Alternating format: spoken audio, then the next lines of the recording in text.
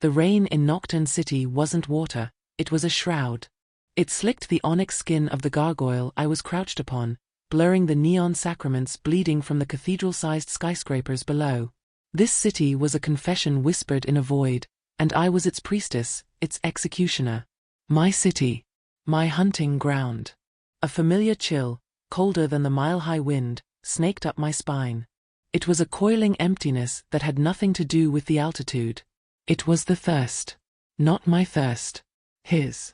The god of shadows, my jailer, my patron, my master, stirred within the ink that had replaced my soul. He demanded his tithe. For 500 years, I had paid it. I was the black rose, the whispered sin of House Vieri, the blade that culled the ambitious and the foolish. They said my face was never seen. They said my voice was deaf. They were right. Tonight, the tithe had a name, Lucien Darkos. Heir to the rival House Darkos, traffickers in soul magic and forbidden relics. A thorn in my family's side. A name on a list. A dead man. I didn't move through the shadows. I was the shadow. I unspooled from the gargoyle's perch, a ribbon of displaced mist, and reformed on the penthouse balcony across the chasm. The storm swallowed the sound of my arrival. The air inside was warm, shielded from the city's eternal sorrow, thick with the scent of old parchment, expensive whiskey, and the sharp, metallic tang of latent magic. Black thorns, hard as obsidian and slick with the venom of the underworld, telescoped from the back of my gauntlets. They hummed with my master's hunger. One touch. That's all it took. One touch to sever the silver cord, one soul to feed the abyss and quiet the ache. He stood by the floor-to-ceiling window, a silhouette against the weeping city, watching the storm. He was unarmed. Arrogant. Prey. I was the silence in the room. I was the sudden drop in temperature. I was the flicker of light in his peripheral vision. I crossed the marble expanse, my movements liquid and absolute. My hand rose, the killing thorns aimed directly at the space between his ribs. His hunger screamed within me, a tidal wave of shadow and rage. Now. Take him. Feed me. He turned. He didn't turn in alarm, or panic, or even surprise. He turned with a slow, agonizing familiarity. As if he were expecting me. As if he'd been waiting centuries for this specific moment. And I saw his eyes. My breath caught. The sound was a betrayal, a sensation so foreign I almost mistook it for pain. They weren't the eyes of a Mafia prince, not cold or cruel or cunning. They were ancient. They were tragic. They were the color of a dying star, a shade of impossible amber I hadn't seen since before the thorns. Before the curse. Before the name Black Rose erased the one I was born with. The assassin, the weapon, the legend, stopped. My hand, holding the judgment of a god, froze an inch from his chest. The thorns ached, an inch from their target, trembling not with power, but with confusion. He didn't flinch. He didn't look at the lethal weapons inches from his heart. He looked at my face, at the featureless ebon mask that was fused to my skin, and his gaze somehow pierced it, peeled it back, and found the girl I murdered 500 years ago. Evelina, he whispered. No. The name was a blade. It struck deeper than any knife. It was a word forbidden, a name whose utterance was punishable by immediate reaping. My master roared in my head, a vortex of fury. Kill him.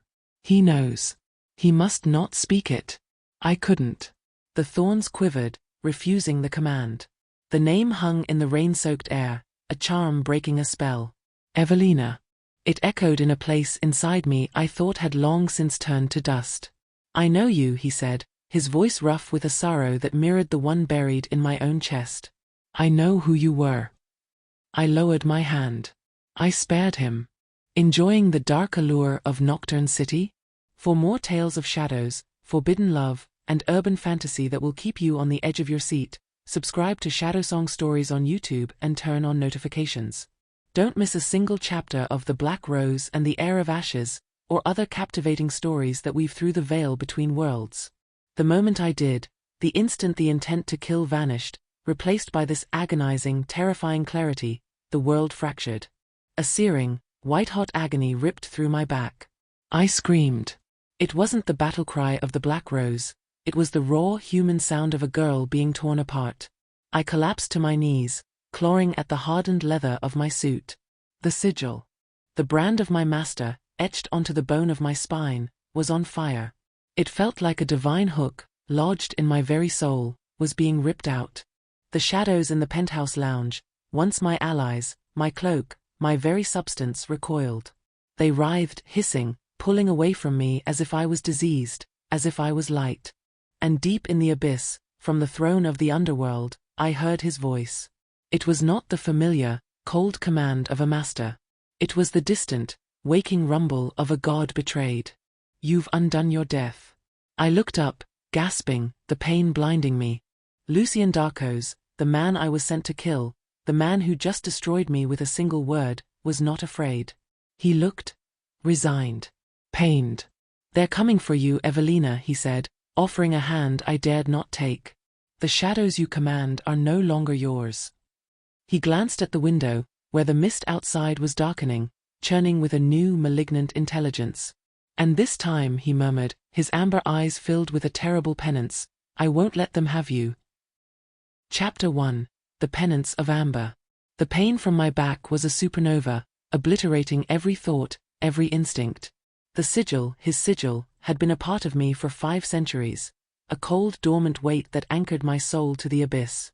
Now, it was a burning hook, and my master was pulling. He wasn't just summoning me, he was repossessing me. I was on my knees, my legendary poise shattered. The black thorns on my gauntlets, once humming with underworld venom, retracted painfully, disappearing into the leather as if they had never been. A wave of profound, agonizing weakness washed over me. It was a feeling I hadn't registered in human memory, frailty. You, who are you?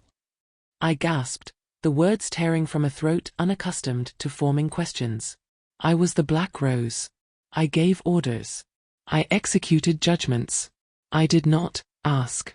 Lucien Darcos knelt in front of me, his proximity a new kind of threat.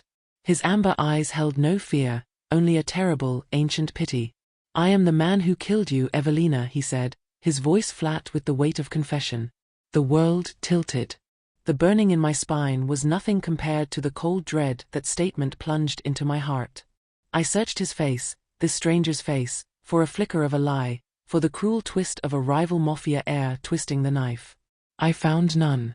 He spoke a truth my very soul recoiled from. You were the daughter of House Vieri. The first, he continued, his voice low as the storm raged outside. Before the pacts. Before the god of shadows. I was an instrument.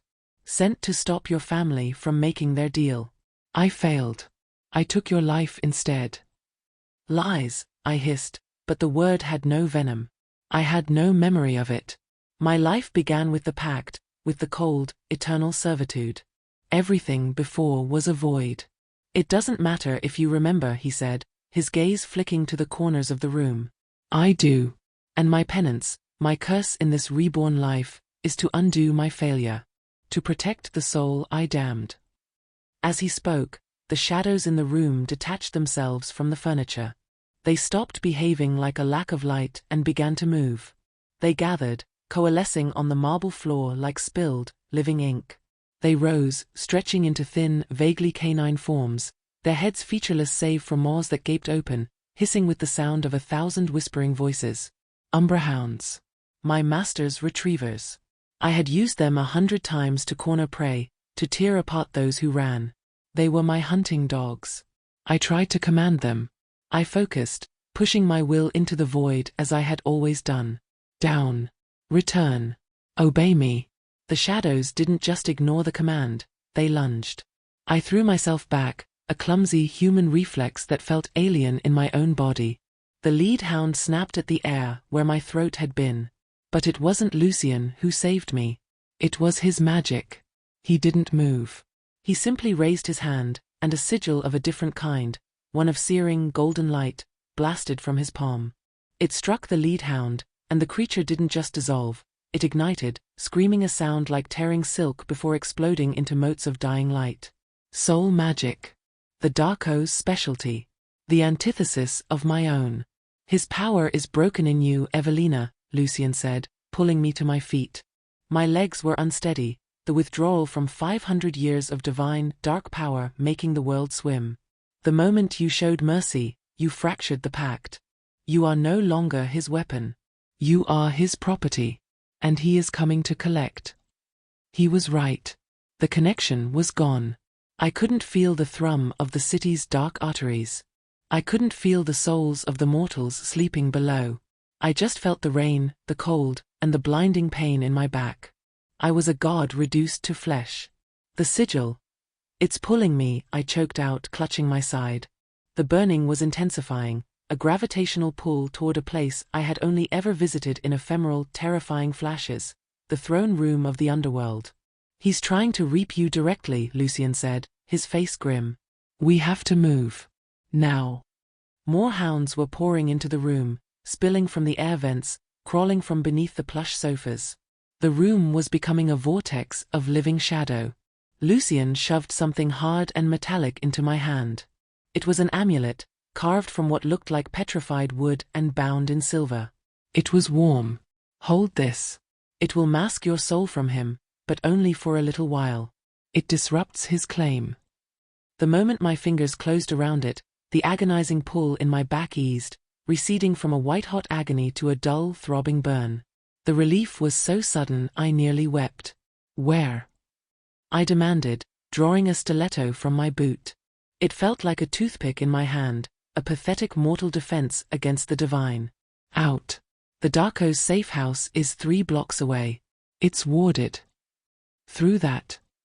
I gestured to the pack of shadow beasts now circling us, their collective hissing a deafening roar. Lucien didn't answer. He grabbed a heavy bronze bust of some long-dead Darko's ancestor from a pedestal and hurled it through the penthouse's floor-to-ceiling window.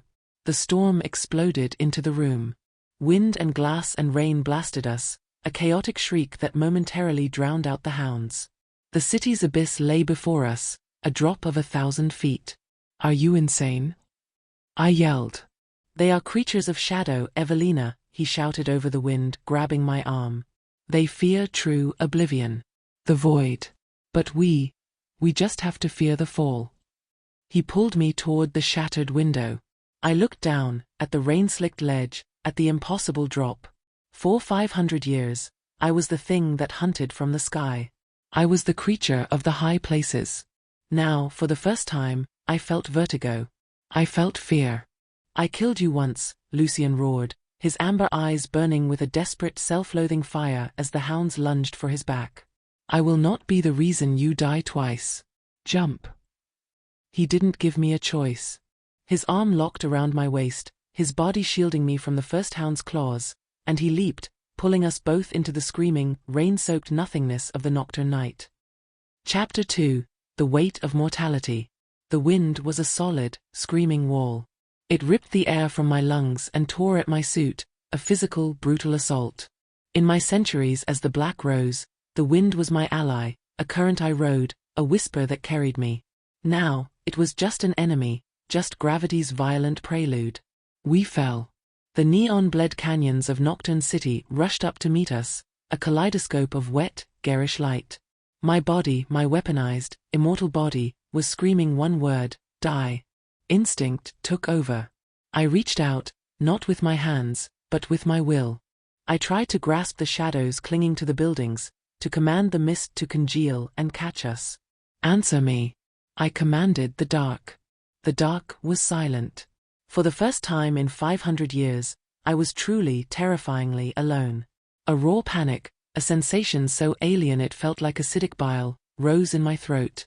I was going to shatter on the pavement, a broken, forgotten thing. Brace. Lucien yelled, his voice barely a rip in the storm. His arm was a steel band around my waist, pinning me to him. I felt a sudden, jarring heat bloom from his chest, a stark contrast to the icy rain. It wasn't physical warmth. It was power. A golden, shimmering aura erupted from him, enveloping us both. It felt like plunging into scalding, holy water. It burned my skin, 1,000 tiny needles of light warring against the dormant shadow in my very cells. The wind's shriek changed. It became a deep, resonant hum. We weren't flying. We weren't stopping. We were just slowing. The kinetic force of our descent was being fought, blunted by his radiant, agonizing magic. The impact was still horrific. We slammed into a steel gantry 300 floors below the penthouse. The sound of metal screaming in protest was the last thing I heard before my head struck a girder. Pain, bright and blinding, exploded behind my eyes. I felt a rib crack.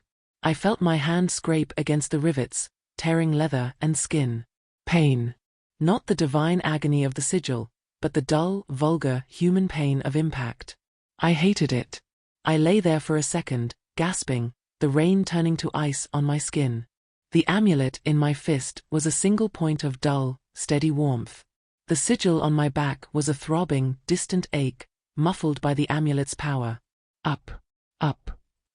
Lucien was already moving, hauling me to my feet. His touch was jarring. I shoved him away, stumbling. "Don't touch me." My voice was a ragged gasp. My body was a constellation of new agonies. My head swam. "They're coming." He pointed up. I followed his gaze. The Umbra hounds weren't leaping. They were flowing. The shadows from the penthouse above were pouring over the edge of the building like a waterfall of living night, beginning the long descent. They were slow, but they were relentless. "This way." He ran, limping slightly, toward a rusted fire escape. I had no choice but to follow. Every step was a new discovery in misery. The cold was no longer a poetic concept, it was a physical weight, sinking into my bones. My suit, usually a second skin of shadow-infused armor, was just wet, cold leather. I was shivering. I hadn't shivered in centuries. We clattered down the fire escape, our boots echoing in the narrow, cathedral-like alley. The air here was different. On the rooftops, it was wind. Down here, it was a thick, wet miasma, smelling of old sins, ozone, and something metallic, like blood on rusted iron. And the shadows knew I was here. As we ran, I saw it. A patch of darkness in a recessed doorway didn't just lay flat. It thickened. It gathered, like a predator bunching its muscles. A thin, inky tendril snaked out, wrapping around my ankle. I cried out, falling, the sudden grip impossibly cold.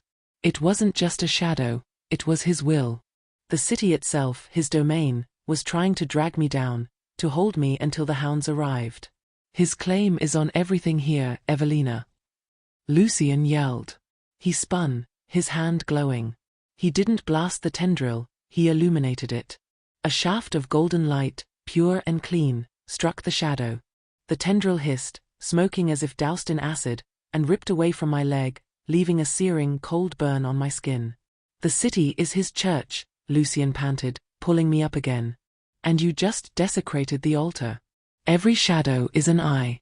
Every alley is a trap. We have to get to hallowed ground." He half-dragged me for 2 more blocks, a blur of neon-slicked cobblestones and hissing, grasping darkness. My legs felt like lead. The withdrawal was setting in, a profound exhaustion that made my very bones feel hollow. The power that had sustained me for 5 centuries was gone, and my mortal body was screaming for an energy I no longer possessed.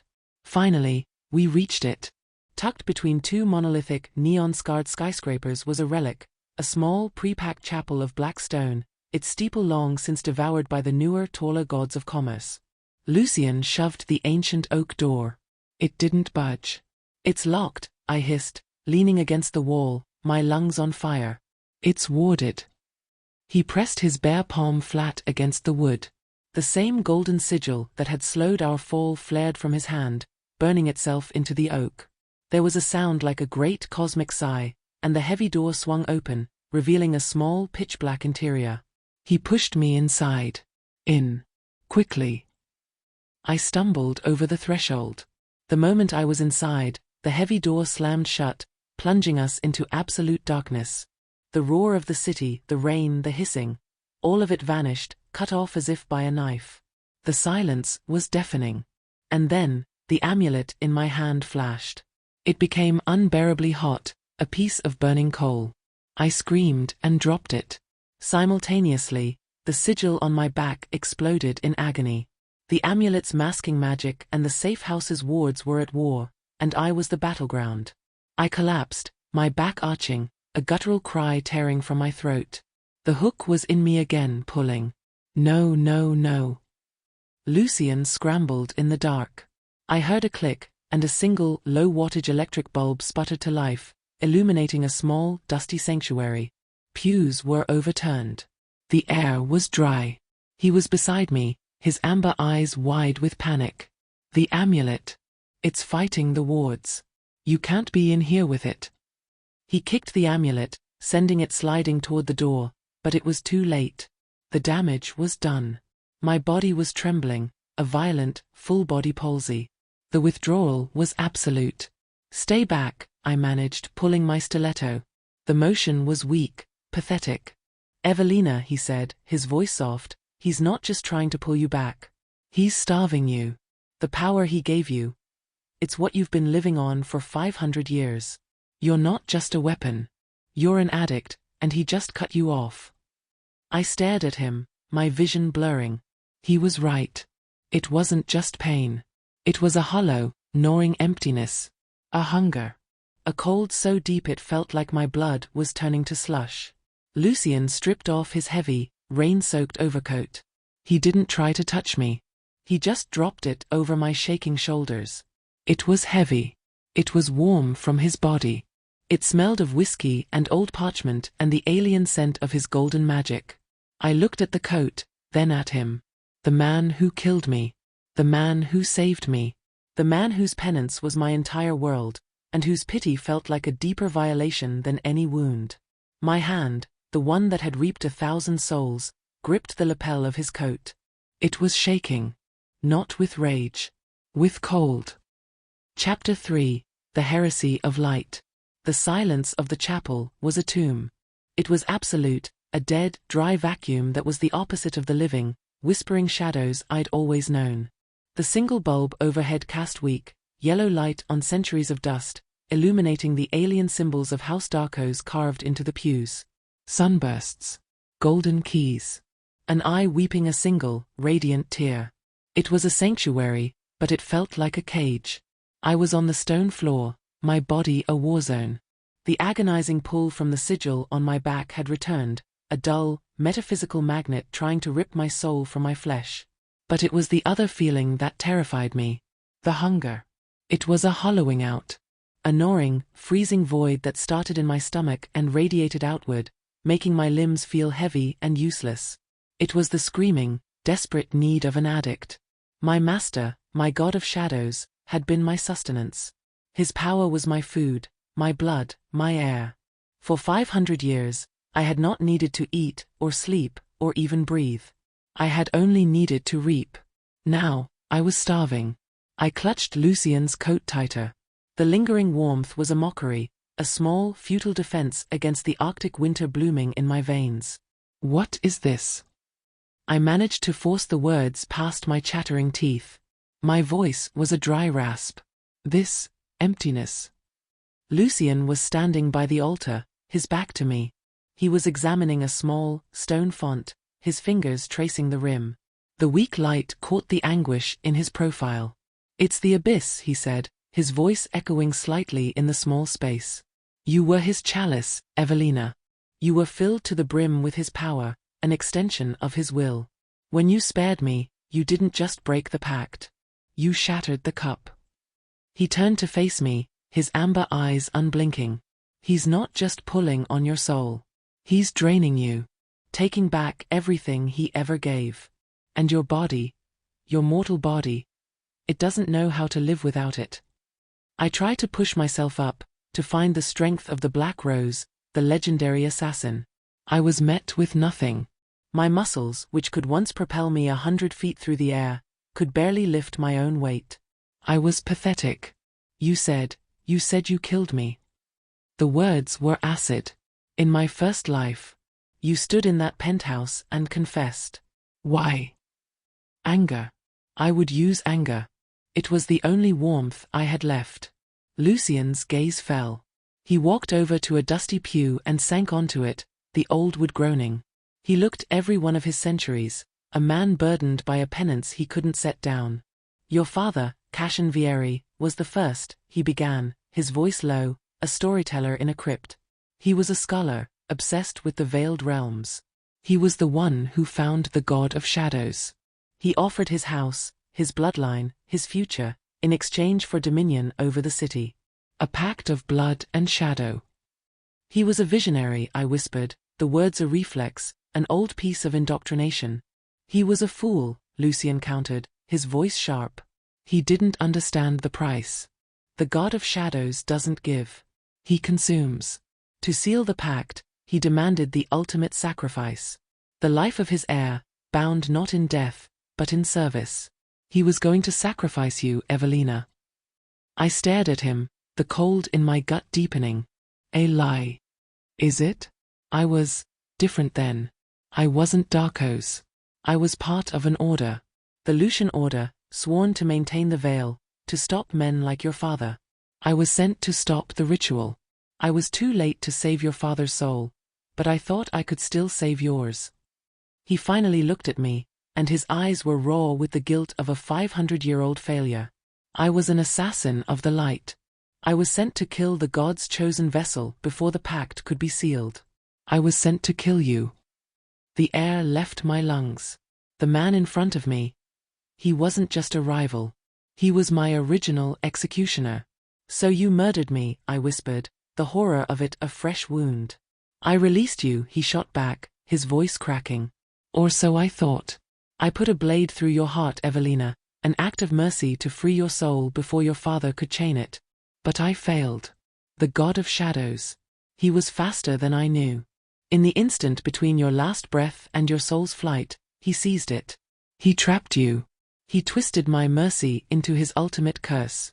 He bound your soul to the weapon that killed you, the thorns of the shadow realm, and remade you as his collector. His black rose. I felt sick.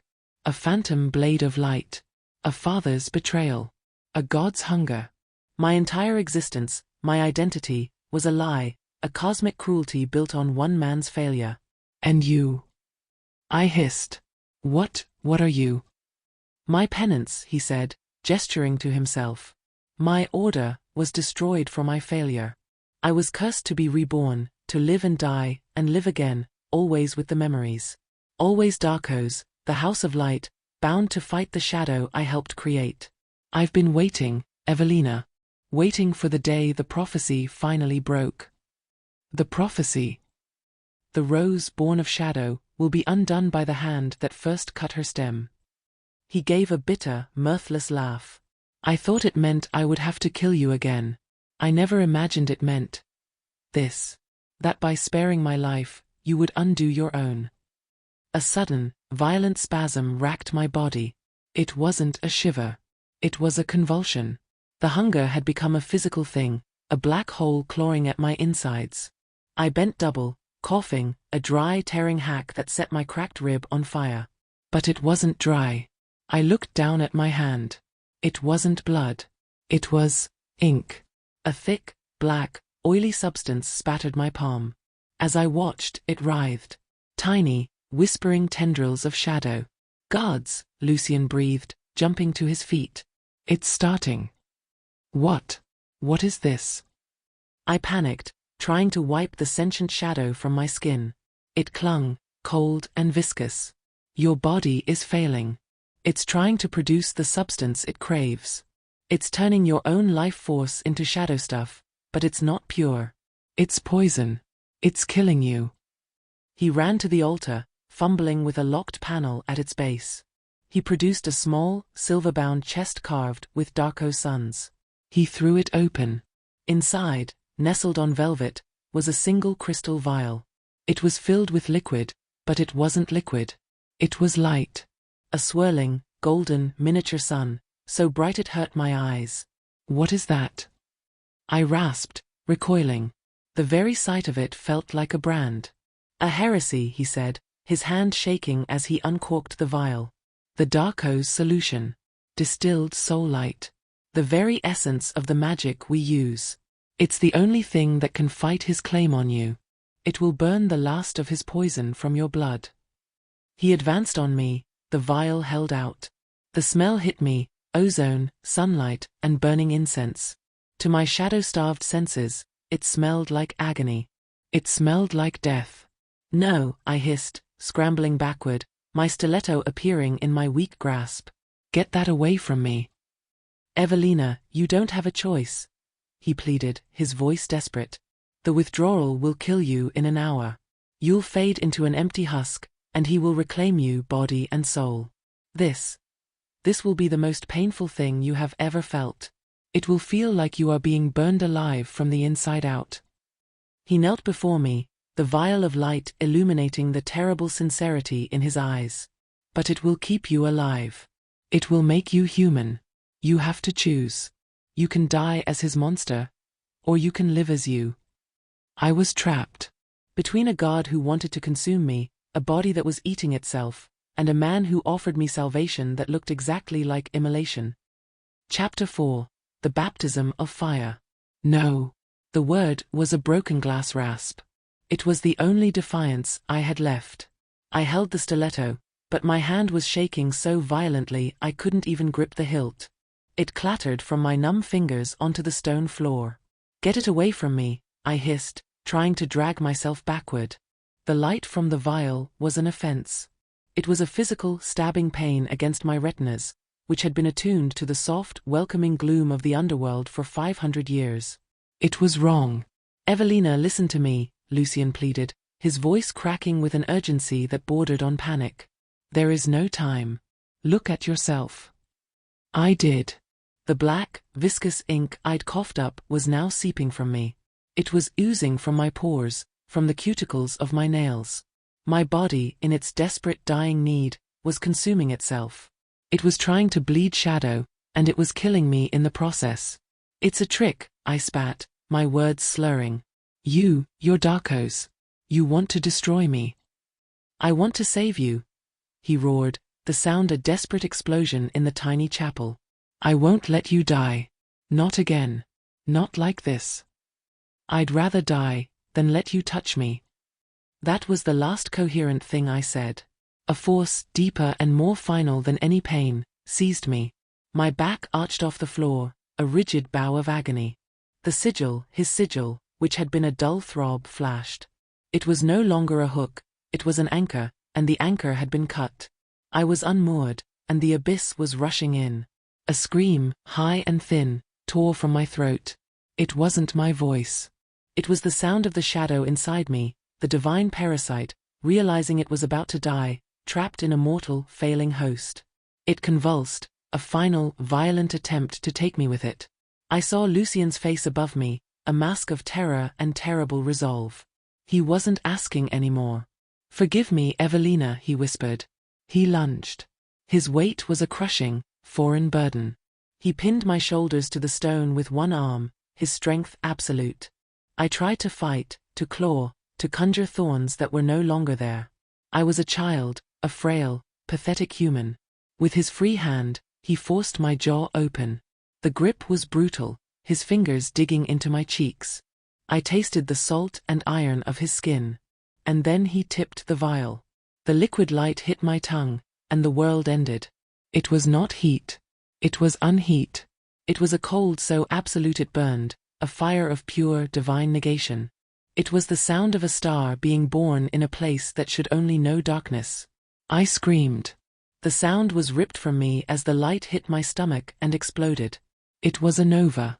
It raced through my veins, a tidal wave of liquid sun, seeking every last particle of shadow, every trace of my master's claim, and incinerating it.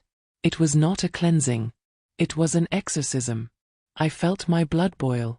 I felt my nerves ignite, my synapses firing all at once in a final blinding message of pure, undiluted agony. I saw light, not with my eyes, but from the inside. I was a lantern, and my body was the fuel. The shadow in me fought back. It writhed, it shrieked, it clawed at my bones. I felt it, a sentient, terrified thing, as it was cornered and burned. I was the battleground. I was the heresy.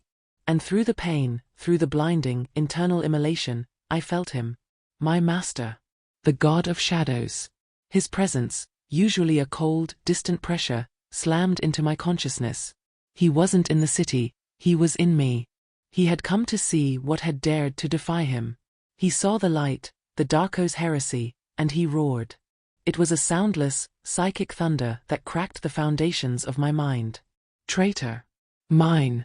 He reached for me, a hand of absolute cold grasping for my soul. But the light was there first. It met his grasp and detonated. The connection, the 500-year-old tether that had defined my entire existence, snapped. The sound of it was the loudest silence I had ever known. The pain vanished. The light vanished. The hunger, the cold, the withdrawal, the guard. All of it. Gone. I was falling into a void, but it was a different void. It wasn't the abyss. It was just nothing. I lay on the stone floor, limp. I was hollow. Not empty hungry. Just empty. My body was a wreck. I felt 1,000 dull, throbbing aches. My cracked rib. My scraped hands. My bruised jaw. My throat felt like it had been scoured with sand and fire. I was shivering. But it wasn't the supernatural, soul-deep cold of the shadow. It was the mundane, pathetic human cold of being wet in a damp, unheated room. I smelled dust. I smelled the ozone after-scent of Lucien's magic. I smelled the old, rotting wood of the pews. I opened my eyes. The single, yellow bulb overhead was dim, but to my new eyes, it was almost painfully bright. Everything was sharp. The grain in the wood. The cracks in the stone. The film of dust in the air. Lucien was slumped against a pew a few feet away, as if blasted back. He was watching me, his chest heaving. His face was pale, his amber eyes wide with a mixture of hope and profound, soul-crushing guilt. He had done it. He had killed the Black Rose. He had murdered the monster. And he had left me, Evelina, a 500-year-old human, lying in her place, naked in a new, terrifying world, with no idea what to do next. I tried to speak. All that came out was a dry, broken cough. I felt a single, cold drop of water land on my cheek. I thought for a moment the shadow was returning. But it was just the leaky chapel roof. Just rain. I felt wet. It was the first, simple, human sensation I had registered in 5 centuries. I didn't know whether to laugh or to weep. Chapter 5. The Chain of Light. I lay on the cold stone, listening to the single drop of water hit the floor. Drip, drip, drip. It was the loudest sound in the universe. It was the only sound, aside from the rasp of my own breathing. My lungs burned. It was a raw, scraping sensation. For 500 years, breath had been an option, a mimicry of a life I'd left behind. Now, it was a desperate, agonizing necessity. And then I heard another sound. The thud of a heart. Bottom, bottom, bottom. It was frantic, a trapped bird hammering against a cage. It took me a long, terrifying moment to realize it was mine. Evelina. Lucien's voice was a violation of the silence. I flinched, a full-body jolt that sent a fresh spike of petty, mortal pain through my cracked rib. I grit my teeth, a sound that was lost in the drip of the water. He took a step toward me. I saw his shadow, cast by the single bulb, fall across my body. A year ago, no, an hour ago, that shadow would have been my armor. It would have risen to my command, a blade in my hand. Now it was just a lack of light. It was empty. It was dead. Don't, I rasped. The word was a stranger on my tongue. He stopped, his hands held up in a gesture of surrender. You're cold. Cold. He named it. This invasive, shaking misery. This indignity. I am alive, I corrected him, and the word tasted like ash and heresy. I was the Black Rose. My function was to end life, not to have it. I tried to sit up. It was a mistake. The world screamed. The pain from my rib wasn't a warning, it was a white-hot, blinding command. It shouted stop. My head swam, a dizzy, nauseating spin. My muscles, hollowed out and starved, refused to obey. I collapsed back against the stone, gasping, humiliated.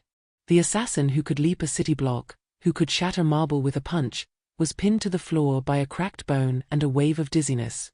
Tears, hot and stinging, pricked at the corners of my eyes. Tears. Another betrayal. Another disgusting, human weakness. I scrubbed them away with the back of my hand, my skin scraping, raw and new. Lucien moved, his joints popping in the quiet. He knelt, not beside me, but a respectful distance away. He held out a small, leather-covered canteen. "Water," he said, his voice quiet, as if speaking to a spooked horse. I stared at it. Water. My body craved it. My throat felt like it was full of powdered glass. But to take it from him.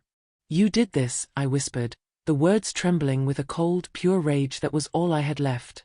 "You poisoned me." His face, so full of that infuriating, pious guilt, hardened. "I saved you, Evelina. That was the price. The shadow was eating you alive. The shadow was me. What am I now? What is this thing?" I gestured to my own shaking, frail body. "This meat." "It's you," he insisted. "It's the woman you were before your father sold your soul. The woman I failed." He pushed the canteen across the floor. It scraped, the sound grating. "Drink. Your body. It needs things now. Water. Food. Rest." I looked at the canteen, then at him. "And what do you need, Lucien Darkos? Your penance is paid. The soul you damned is free. You can go. Leave me here. Let the God of Shadows have this husk." He shook his head, a slow, terrible motion. "I can't. It's not over. I didn't just remove the shadow." A new kind of dread, colder than the withdrawal, settled on me. "What do you mean?" "The soul light," he said, looking at his own hands, which were faintly luminous in the gloom. "It wasn't just an antidote. It was a transfusion. Your body was dying, Evelina. It had no power source. The shadow was all it knew. I couldn't just leave a vacuum. The void would have killed you instantly. The light. It filled the space the shadow left behind." I tried to follow his words. I tried to understand. "The light I gave you. It was my light. A part of my soul's essence." The drip, drip, drip of the water stopped. The only sound was the dual thud of our hearts. You're living on me," he whispered, and the confession was more terrifying than any threat. "We are linked." I stared at him. The man who killed me. The man who damned me. The man who had now, in his final desperate act of redemption, tethered my life to his own. I was free from the God of Shadows, but I was shackled to him. "You traded one master for another," I said, the realization a dead, flat weight. "No," he said, horrified. "It's not a chain. It's a lifeline. A temporary one. It's keeping you human. It's keeping you alive." "For how long?" I demanded. Lucien's gaze faltered. He looked down at his own glowing hands, and for the first time, I saw the light in them flicker, like a dying candle. A wave of sympathetic, nauseating dizziness washed over me at the exact same moment. I don't know," he admitted, his voice strained. "My soul can't sustain two bodies indefinitely. We're burning the same candle from both ends, Evelina. The closer we are, the faster it burns." We were unraveling. Just as the prophecy had foretold. Love, in Nocturne City, was just another form of damnation. My hatred for him was a pure, cold thing. My need for him was a hot, humiliating reality. I was living on his borrowed time, his borrowed life. I reached out, my hand shaking with a tremor that was both weakness and rage, and I took the canteen. My fingers brushed his. A jolt. It wasn't magic. It wasn't the searing pain of his light or the cold void of my shadow. It was life. A shared, humming, golden current that passed between our skin. I saw his pupils dilate. I felt my own heart skip a beat. It was a terrifying, intimate, agonizing connection. I snatched my hand back as if I'd been burned, clutching the canteen to my chest. "First," I said, my voice raw but gaining a sliver of iron, "I drink. Then, you tell me how we break this chain. And then, you tell me how we get out of this city. Because the God of Shadows is not the only enemy we have." I put the canteen to my lips. The water was metallic and cold. It was the best thing I had ever tasted. My house, I said, wiping my mouth, Vieri. They just lost their greatest weapon. They will not be grieving. They will be hunting. As if summoned by the words, a sound came from outside. It wasn't the high, thin hissing of the umberhounds. It was a thud. A heavy, measured, ponderous impact against the chapel's main doors. The oaken doors groaned. The Darko's wards carved into them flared, a ripple of golden light, and then dimmed. Thud. The sound was heavier this time. It was the sound of a battering ram. A battering ram the size of a building. Lucien was on his feet in an instant, his own light flaring in his palms.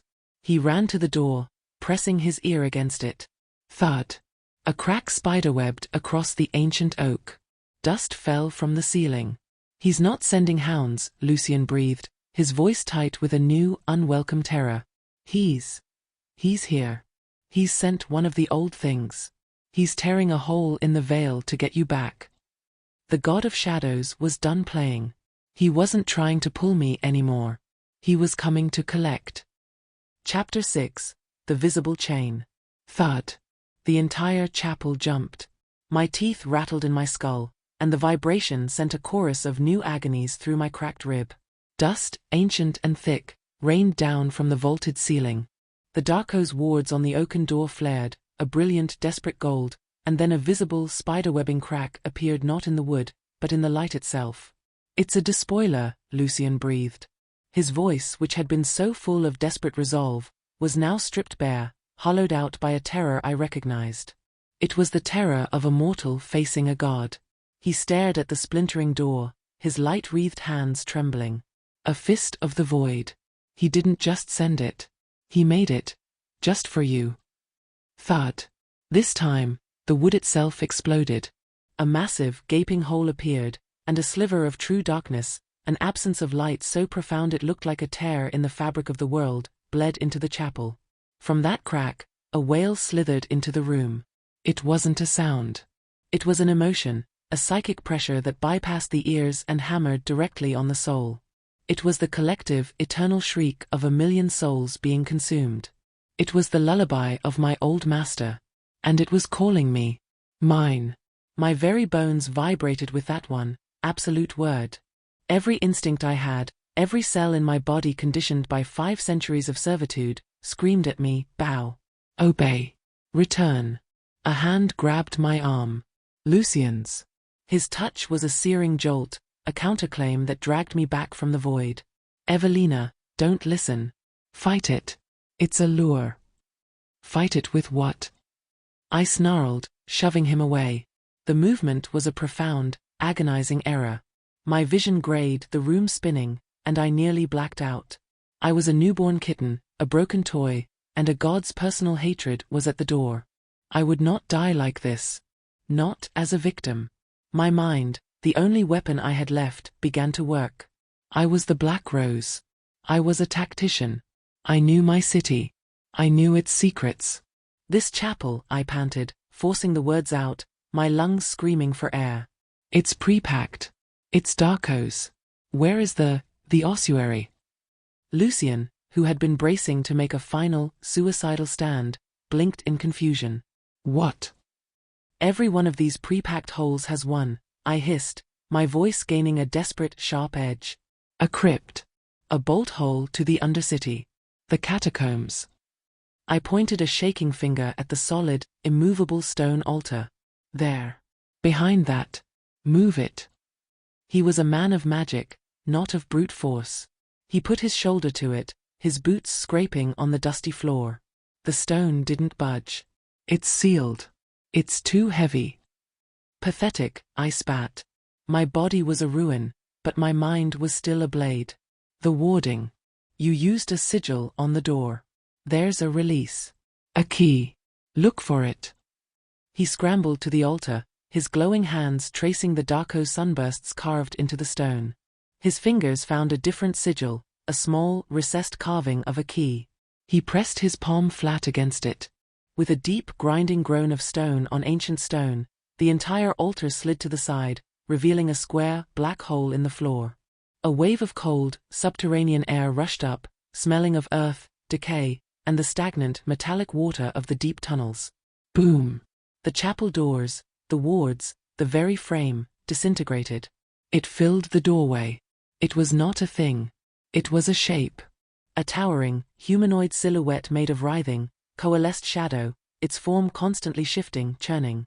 In its center, 1,000 pinpricks of icy blue light ignited, a constellation of eyes, all of them fixed, with a hunter's possessive focus on me. The despoiler.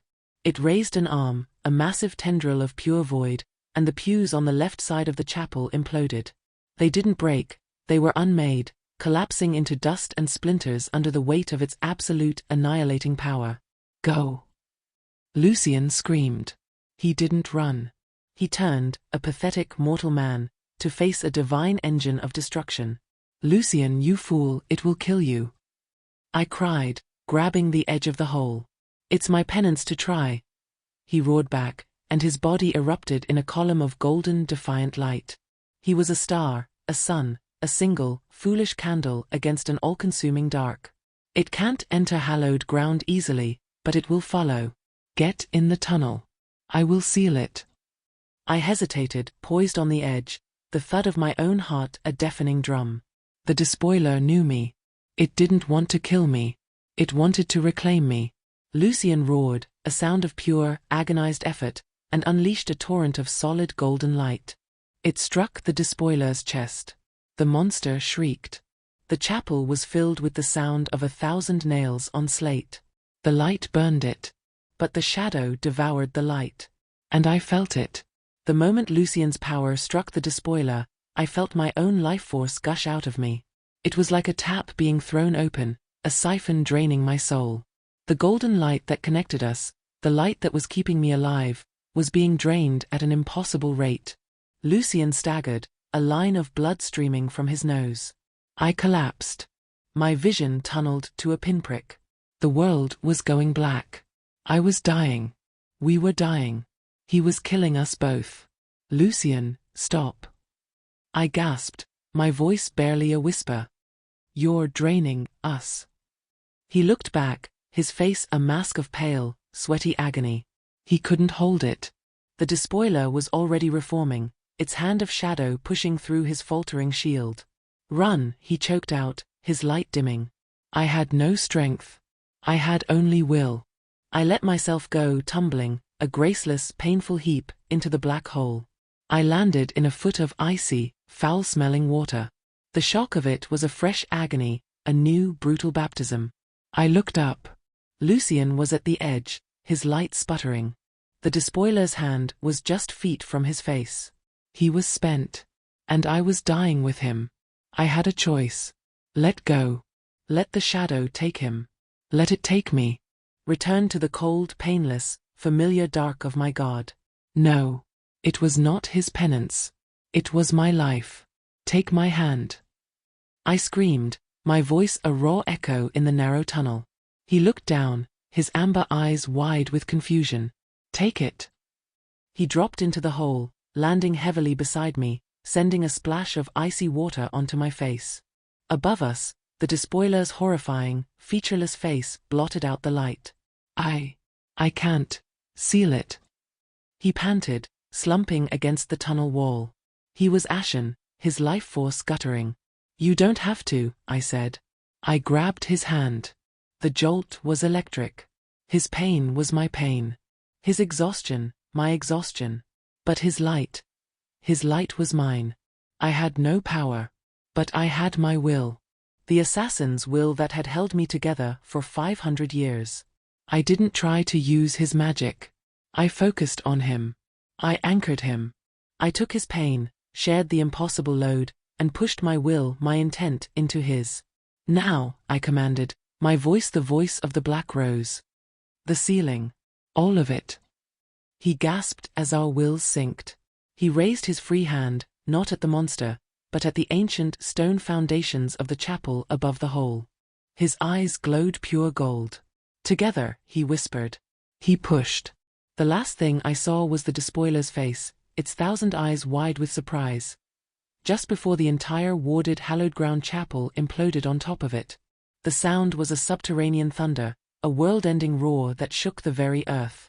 The tunnel plunged into absolute deafening darkness, the sound of 1,000 tons of stone sealing us in, and sealing it out. We were alive. We were trapped. I let go of his hand and collapsed, my body shivering violently in the pitch-black, icy water. I could hear his ragged, shallow breathing next to me. I was in agony. I was human. And in the total, suffocating darkness, a new, terrifying light appeared. It was not from a bulb or a torch. It was a single, faint, golden thread. It emerged from the center of my chest and connected directly to his. The chain. It was visible. A literal, luminous tether, pulsing weakly in time with our two faltering hearts. I looked at the man I was tied to, the man I hated, the man who was my only source of life. My assassin's training, 5 centuries of it, screamed at me. An enemy so vulnerable, so spent, was an enemy to be ended. I reached for the stiletto that was no longer there, my hand trembling in the dark. But I stopped. To kill him now was to break the thread. To kill him was to kill myself.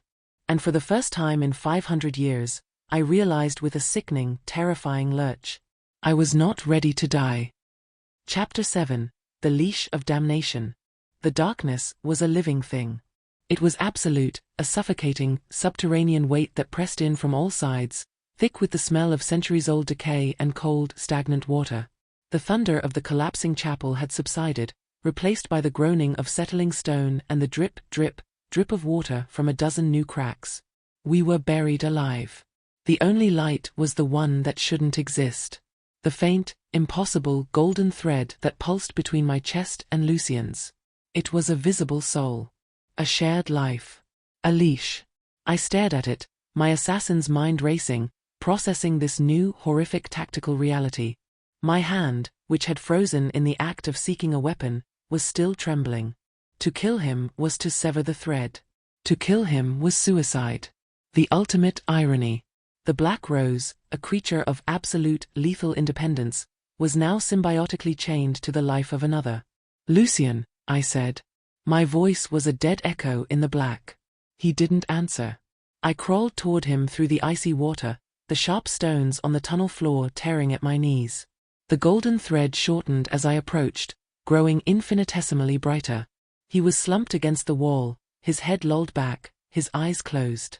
His breathing was a shallow, wet rattle. The golden thread pulsed, but it was weak. And it was dimming. As it dimmed, I felt it. The cold. The soul-deep Arctic winter of the withdrawal, the agonizing emptiness, began to creep back into my fingertips, my toes. The light he had put inside me, the light that was him, was failing. And I was failing with it. "No," I whispered.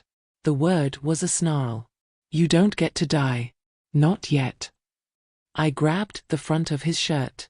"Wake up, you bastard. Wake up. Your penance isn't done." His eyes fluttered open. They were cloudy, his pupils dilated. He looked, not at me, but at the golden thread connecting us.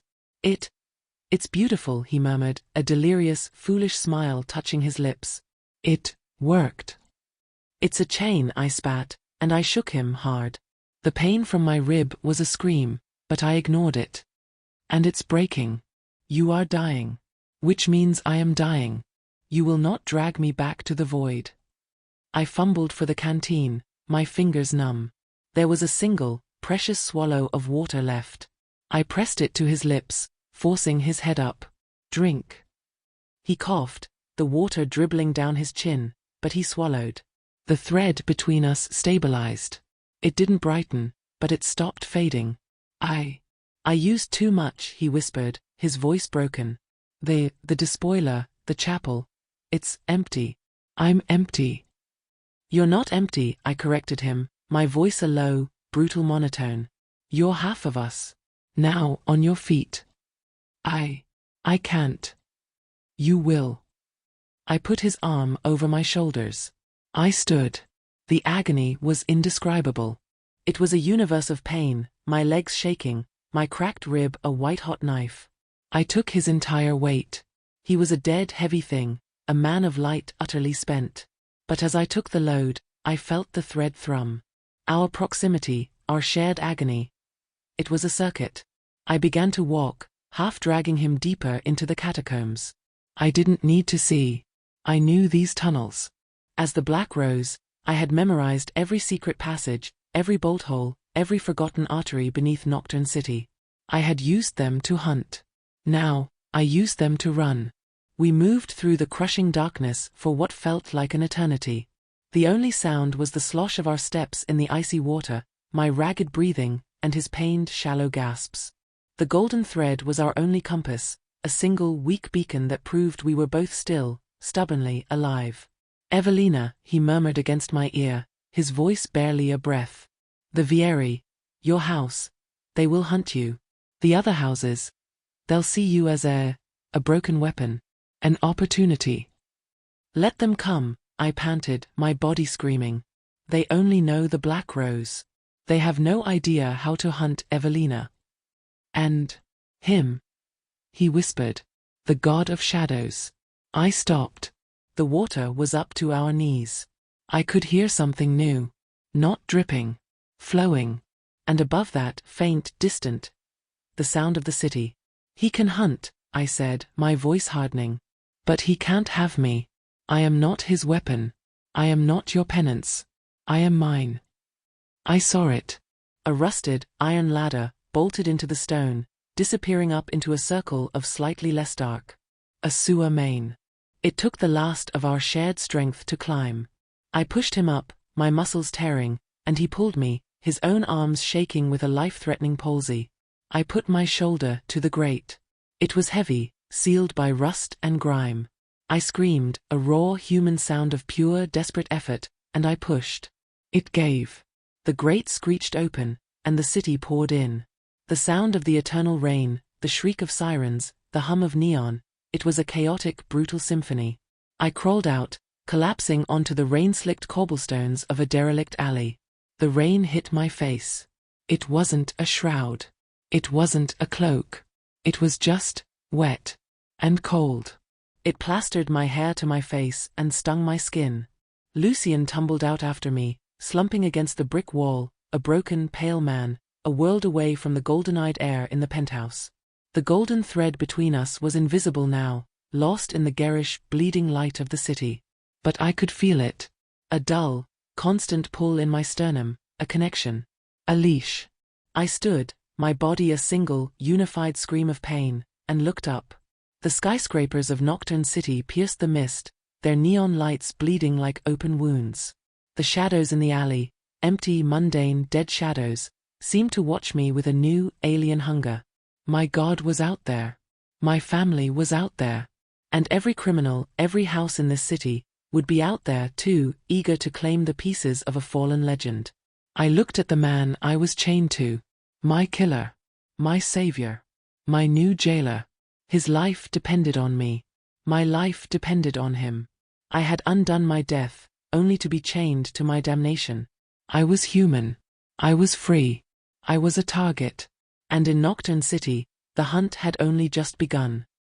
The rain falls on them both, no longer a shroud for the assassin or a penance for the heir, but a cold, cleansing baptism into a new kind of hell.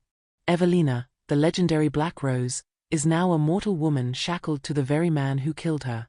Lucien Darkos, the heir of light, is now a flickering candle sustained only by the will of the woman he damned. Their escape is not an ending, it is the first breath of a new, desperate war. Hunted by a betrayed god, a furious house, and the hungry shadows of Nocturne City itself, their only weapon is a bond that is also their leash, a shared life that is draining them both with every heartbeat. The first part of their story has closed, but the real tale of damnation and redemption has only just begun. If you are burning to know what happens next, if you need to see how Evelina and Lucien survive the impossible, then this is what you need to do: subscribe to Shadowsong Stories right now and ring that notification bell. The saga of the Black Rose and the Heir of Ashes will continue, and you won't want to miss a single moment of their journey through the shadows. I have to ask you all, who do you think poses the greatest threat to them right now? Is it the vengeful god of shadows, Evelina's own ruthless family, or the fragile, soul-draining chain that binds them together? Let me know your theories in the comments below. I'll be reading every single one. Thank you for joining us in the rain-soaked streets of Nocturne City. For more tales of gothic romance, urban fantasy, and forbidden love that will haunt your dreams, you found the right home. Until the next shadow falls.